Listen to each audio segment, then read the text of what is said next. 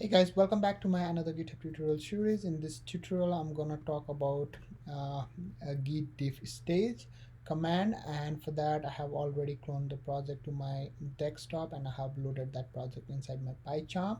So let's go to the terminal and execute git status, and here my branch is up to date with my origin master. In order to demonstrate how we can use git diff stage command, I'm gonna modify this Python file, and I will append this thing with one. Then I will set this thing here, then type git status. Then you can see that we do have modified loop.py file, and for that I'm gonna add this thing to uh, stage area. For that I'm gonna type git add loop.py.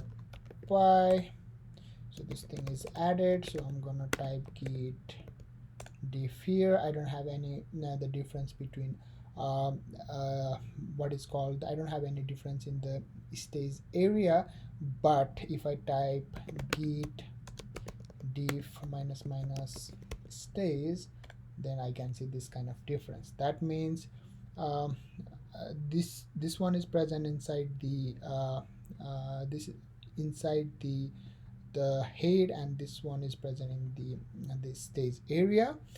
So let's go to one png file. So here you can see that git diff minus minus stage compare between our stage area and head. That's why that's why we got this kind of difference. So let's go to my GitHub terminal and open loop.py.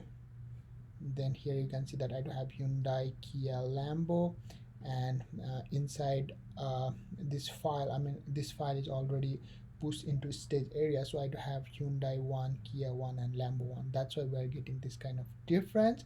So let me push this file from stage area to the head, then we will use the same command to verify what we will get at the end. So let's go git commit minus m commit go for stage test. So I already committed, and then I'm gonna execute git diff minus minus stage. Then here you can see that I don't have any difference. Guys, if you like my video, don't forget to subscribe. If you do have any suggestion, please provide your suggestion in the comment section below. Thank you.